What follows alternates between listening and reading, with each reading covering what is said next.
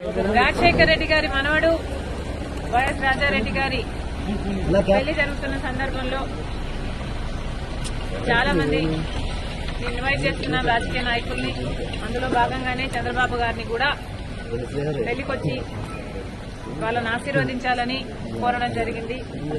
చాలాసేపు రాజశేఖర రెడ్డి గారి గురించి, వాళ్ళ ఫ్రెండ్షిప్ గురించి, వాళ్ళ రాజకీయ ఇనిషియల్ ప్రస్థానంలో జరిగిన విషయాల గురించి అన్ని గుర్తు చేసుకున్నారు, మాకు గుర్తు చేశారు. చాలాసేపు మాట్లాడాం, చాలా సంతోషం అనిపించింది. వచ్చి ఆశీర్వదిస్తామని మాట్లాడారు.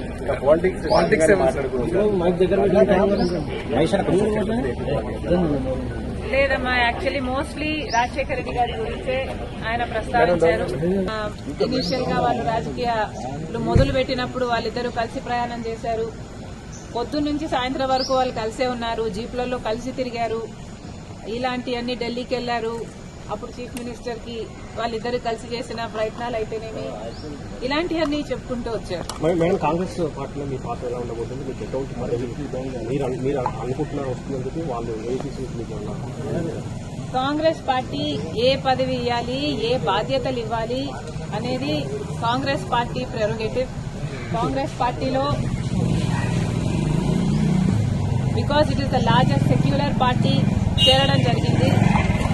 రాహుల్ గాంధీ గారు ప్రధానమంత్రి అయితేనే మన దేశానికి మంచి జరుగుతుందని, కమ్యూనల్ వైలెన్స్లు తగ్గుతాయని రాజశేఖర రెడ్డి గారే రాహుల్ గాంధీని ప్రధానమంత్రిని మనస్ఫూర్తిగా చేసుకోవాలి అనుకున్నారు. కాబట్టి అదే జరగాలి, అది జరిగితేనే మన దేశానికి మంచి జరుగుతుంది అని చేరడం జరిగింది. ఇంకొకసారి చేరిన తర్వాత వాళ్ళ చేతుల్లో మనం పెట్టుకున్న తర్వాత వాళ్ళు ఎలా ఆదేశిస్తే అది నమ్మకంగా చేయాల్సి ఉంటుంది.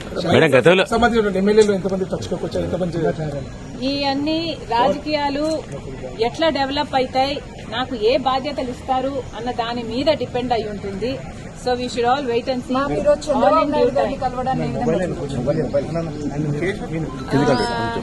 చంద్రబాబు గారిని చూడడాన్ని ఏ విధంగా కలవడం ఏ విధంగా చూడొచ్చు అంటే, మామూలుగానే ఒక ఫ్రెండ్లీ ఎన్వైరన్మెంట్ లో అందరం చూస్తే బాగుంటది. నేను లోకేష్ గారు ఒక ట్వీట్ నాకు రిప్లై చేశారు.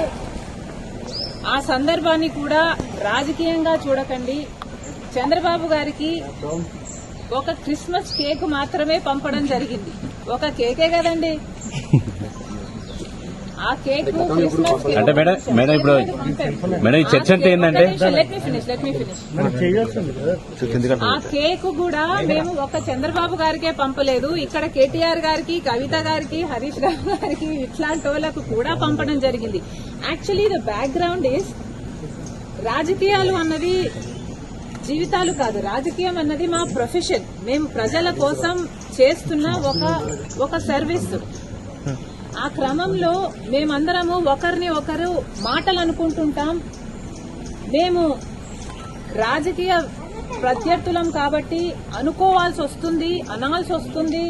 అలాంటి బిటర్ ఒక పండగ వస్తేనో, ఏదైనా పెళ్లి వస్తేనో వాళ్ళకు ఒక కేక్ పంపిస్తే on a friendly note, personal గా బిటర్నెస్ ఉండకూడదు, అందరం ఫ్రెండ్లీగా ప్రజల కోసం పనిచేయాలి అన్నది కాన్సెప్ట్.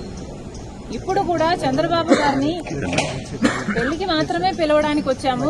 ఇది పొలిటికల్ కానే కాదు. చంద్రబాబు గారు ఒక తెలుగుదేశం పార్టీకి నాయకుడు, నేను కాంగ్రెస్ పార్టీలో ఒక కార్యకర్తను. మాకు రాజకీయంగా ఏ లావాదేవీలు ఉండదో, ఉండకూడదో, ఉండబోవు కూడా. రాజశేఖర రెడ్డి గారు కూడా తన సొంత పిల్లల పెళ్లిళ్లకు కూడా చంద్రబాబు గారిని ఇన్వైట్ చేయడం జరిగింది. చంద్రబాబు గారు కూడా రావటం జరిగింది, మమ్మల్ని ఆశీర్వదించడం జరిగింది. ఇదేమీ వింత కాదు, విచిత్రం కాదు. సో దీన్ని ఒక ఫ్రెండ్లీ ఎన్వైరన్మెంట్ లో చూస్తే అందరికీ. పాత్ర ఉండబోదా?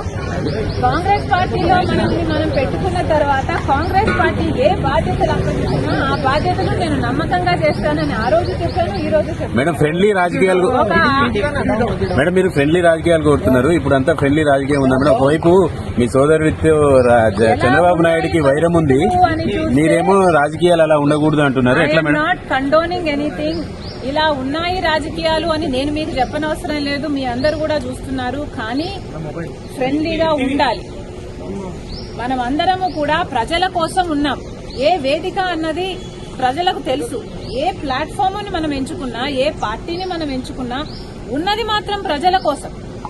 సో ప్రజల కోసం నమ్మకంగా పనిచేద్దాం. పార్టీలు ఉన్నది, లీడర్లు ఉన్నది ప్రజల కోసం, స్వార్థం కోసం కాదు అన్నది నా అభిప్రాయం. చంద్రబాబు నాయుడు